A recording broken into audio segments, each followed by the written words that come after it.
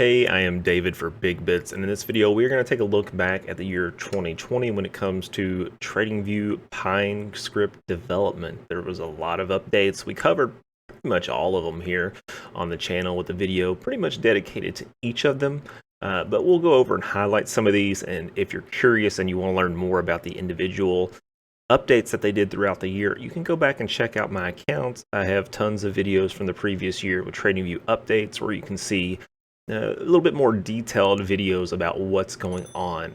As you see from the chart, today's been an interesting day with Bitcoin and Ethereum, but we're not too interested today in the chart, even though I will be doing a TA video soon. What we're going to be looking at is under the What's New section. You can take a look. There is a new blog entry about the updates for Pine over the last year. So we're just going to go ahead and open that up and take a look at some of the things that they've done. Now, I will tell you, it was a pretty good year. A lot of important updates were made that people were requesting. I think they did a very good job with the Pine development team on catering to some of the changes that were most important. I think they had a good balance of changes that were easy to implement but not so important, but yet very important updates that weren't so easy to implement. I think there was a good mixture of the two. And overall, the team did a really good job of making sure that the platform stayed innovative and competitive with pretty much all the other charting software that's out there. And I think it's really one of the reasons why it's pretty much the best charting website I think you can see out there. But there's a couple of good things going on here later in the blog post that I wanted to talk about specifically. But let's go ahead and take a look at some of the key things that they've done. These are for traders, so these are more towards people who use the indicators and scripts that are out there as opposed to the developers. They built new built-in indicators. You can find these out there. We've covered, I think, most of these. I know for sure we have done the last 4 here, but I'm not sure if we covered session volume HD. That's something you can probably find really simply just by clicking on this link.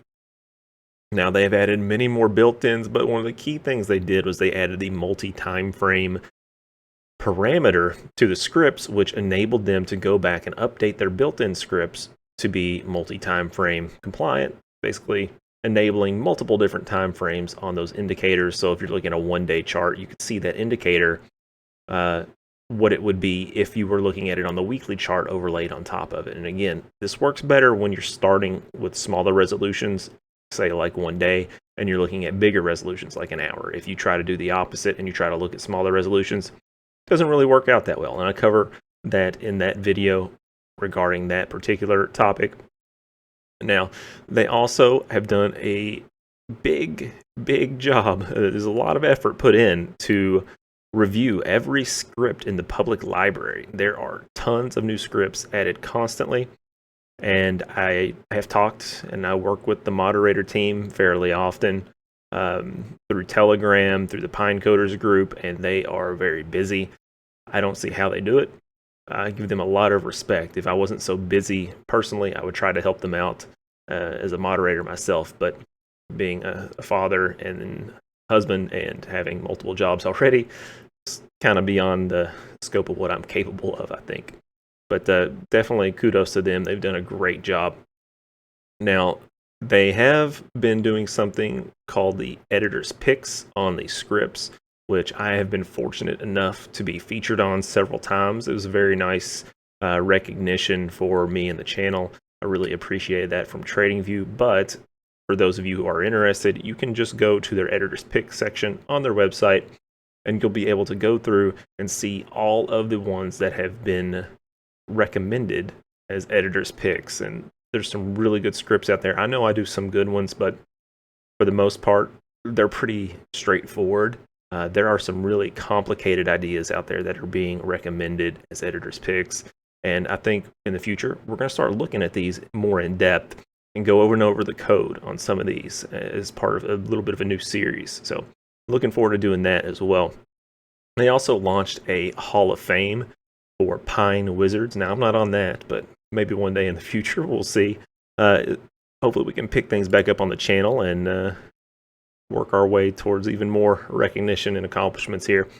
But these are the improvements that they made to Pine Script, and there were a lot. And again, we've covered most of these in videos that I've already made.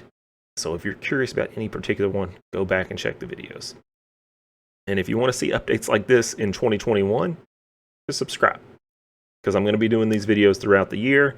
There's some of my more popular videos, and I think people really appreciate those, at least from the comments that I'm seeing. So they have made it to where strategies can now issue alerts.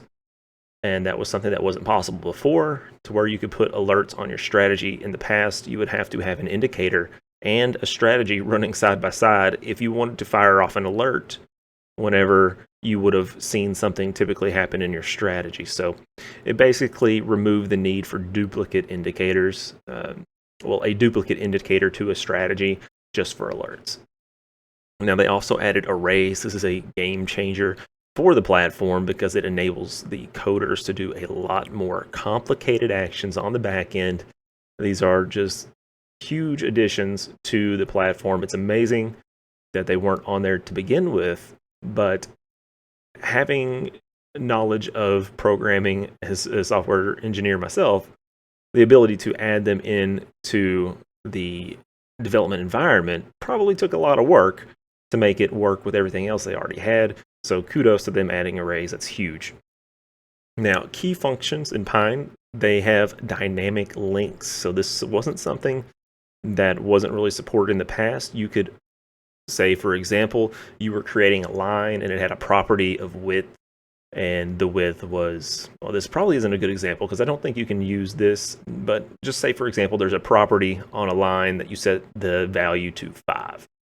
It used to be in the past you could not change that value, and you couldn't use a variable in order to attempt to change it because it would give you an error compiling.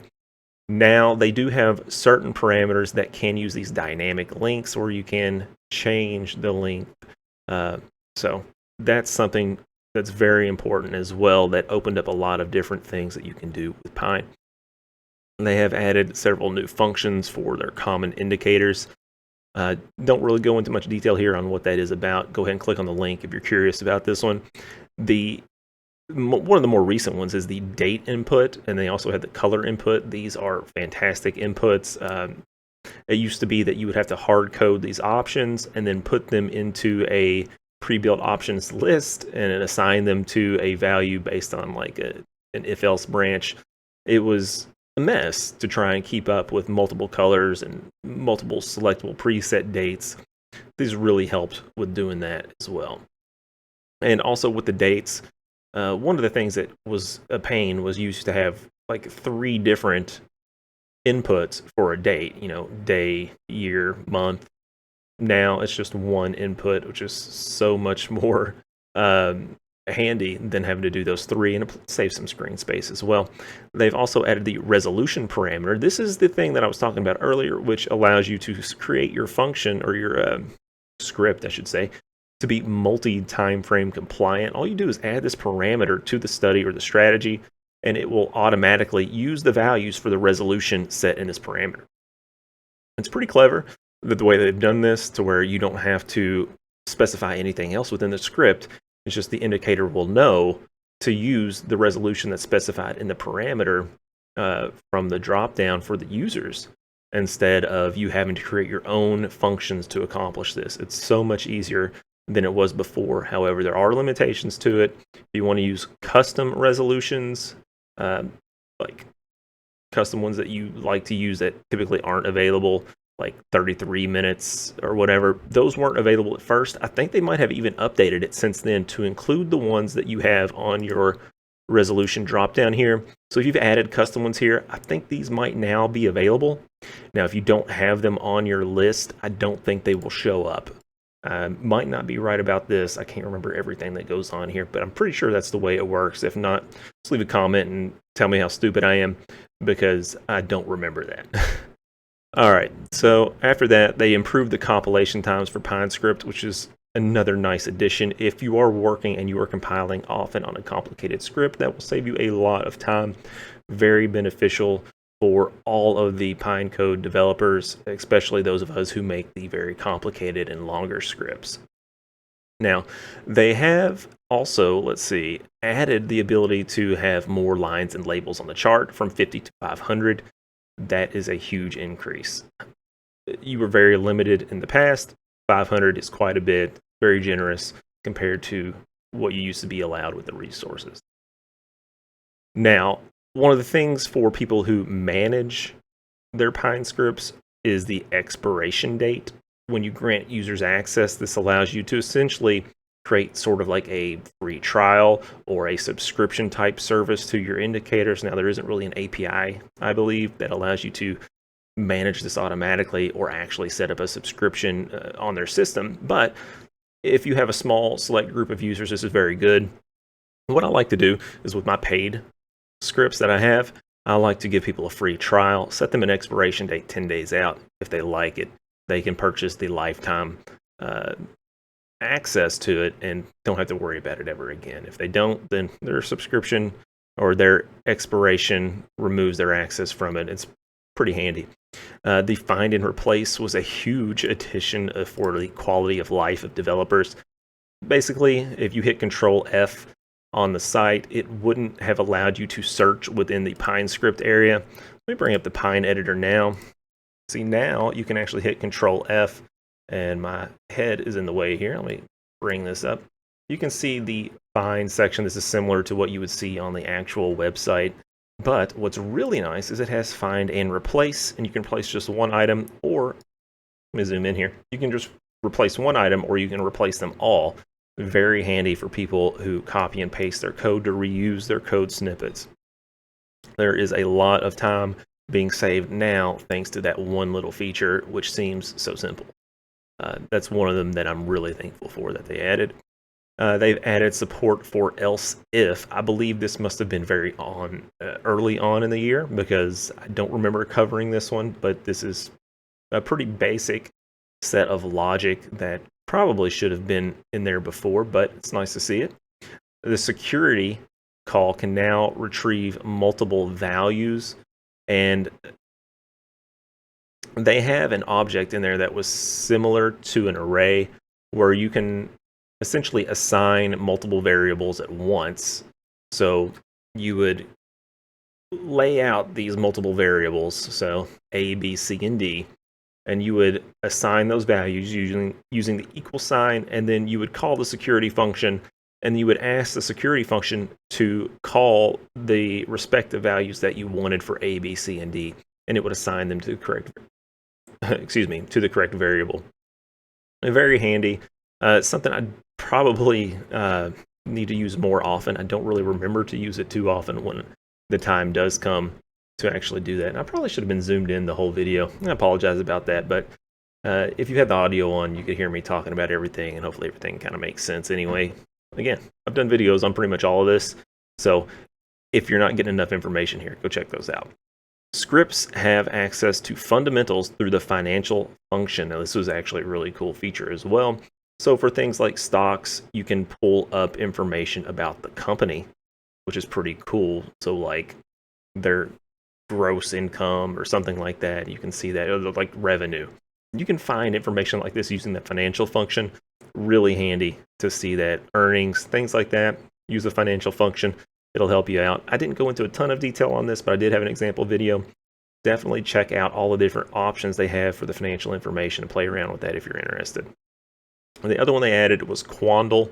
This allows you to pull some pretty unique information from this third-party website into your script. Now, this isn't something I've tried to bother with. Perhaps this is something we can do a video on later in the future. I did cover this update being added, but we didn't go in depth and actually use Quandl. But please go check that out if you're interested in getting extra data that isn't available through TradingView. There are options through Quandl. Now, they improved the compilation and runtime error messages. This was also a quality of life change for the developers, which was very handy to allow you to see what you're doing wrong and what you need to fix. And that saves developers a ton of time. These are the sort of things that a lot of people don't think about when they start programming. They don't really consider, how important error messages are and how important compilation time is. Things like this, find and replace. These are things that a lot of people miss, but I think this is in large part due to the recommendations from the community, including myself, the Pine Coders team, and a lot of the people who watch my channel. Putting in these recommendations, they do listen. I've met with the team on Zoom, several of them on Zoom, and they went really well. They are very open to listening to people, nice people as well. I'm trying not to say a lot. I know it's kind of annoying.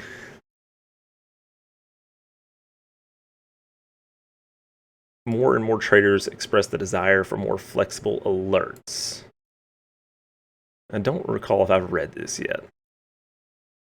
Okay. Pine scripts and work with volume data in more creative ways. These are the areas we intend to focus on. So I guess they're talking about the coming year. They want to work with more creative ways to work with volume, as well as continuing to improve the quality and diversity of the ways in which coders can control the inputs and visuals of their scripts. Hopefully, this means input groups and also the collapsible areas or optional inputs as well. Those are two of the key features that I think are really going to make their scripts stand out and allow you to have some super customized scripts that don't look stupid when people pull up the settings screen.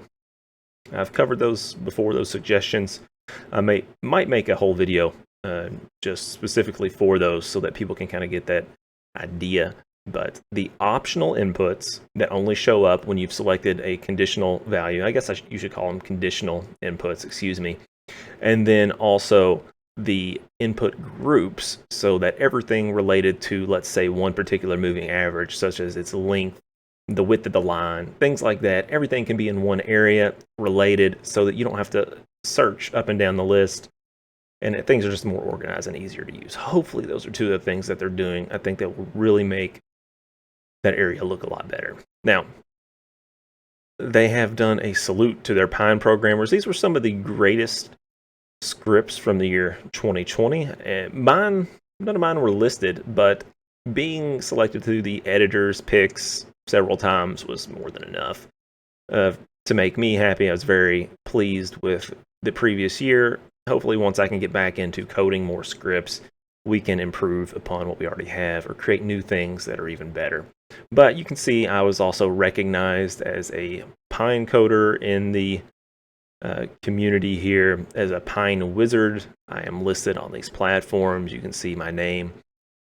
And then this is the moderator team.